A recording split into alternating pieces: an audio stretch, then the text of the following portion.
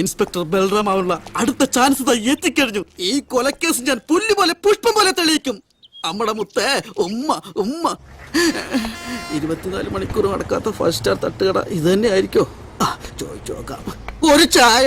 ചായ തരാം, പക്ഷെ അവിടെ നിന്നാ മതി, അകത്തേക്ക് കയറണ്ട. ഓ, ഇന്നലെ രാത്രി ഒരു 10:30 മണിയായി കാണും. ആ വെയിറ്റിംഗ് ഷെഡിൽ കിടന്നുറങ്ങുമ്പോ ഒരു ചുള്ളം പയ്യൻ വന്ന് 100 രൂപ തന്നിട്ട് പോയി. അവന് 100 ആയുസെന്ന് പറഞ്ഞും വിട്ട്. ഇപ്പൊ താന്റെ അവിടെ ചത്ത് മലച്ച് കിടക്കണ്. വെറുതെ ആവശ്യമില്ലാത്ത വർത്താനം പറഞ്ഞ് പുലിവാല് പിടിക്കുന്ന കാരണവരെ പോലീസുകാർ കേട്ടാ പിന്നെ താമസം സ്റ്റേഷനിലായിരിക്കും. അതല്ലെങ്കിലും താമസം അവിടെ തന്നെയാണല്ലോ. വേഗം ചെക്കുന്ന നോട്ട് മാറ്റിക്കോ, അല്ലെങ്കിൽ പോലീസ് വട്ടി മണം പിടിച്ച് കാരണവരുടെ അടുത്തേക്ക് വരും. അത് മാറ്റാനാ ഞാൻ ഈ ചായ തന്നെ കുടിക്കണത്. അതൊന്നും വേണ്ട, ചായയുടെ കാശ് കിട്ടിയില്ലെങ്കിലും കുഴപ്പമില്ല. എന്നാലും പാതിരാത്രിയല്ലേ അവൻ ഇവിടെ ഒറ്റയ്ക്ക് അങ്ങനെ വന്ന്? വെറുതെ ഇവിടെ ഇരുന്ന് വളുവളൂന്ന് വർത്താനം പറയേണ്ടി എനിക്ക് പാ നോക്ക്. ആ ഓമനക്കുട്ടി കേട്ട അവന്റെ വണ്ടിയിലാ ചെക്കന്നല്ല വന്നത്. പോലീസുകാരറിഞ്ഞ ഓമനക്കുട്ടിന്റെ കാര്യം പോക്കാ. ഞാൻ ഈ വിവരം ആരോടും പറഞ്ഞിട്ടില്ല. ഇനി പിന്നെ ആരോടും പറയണ്ട.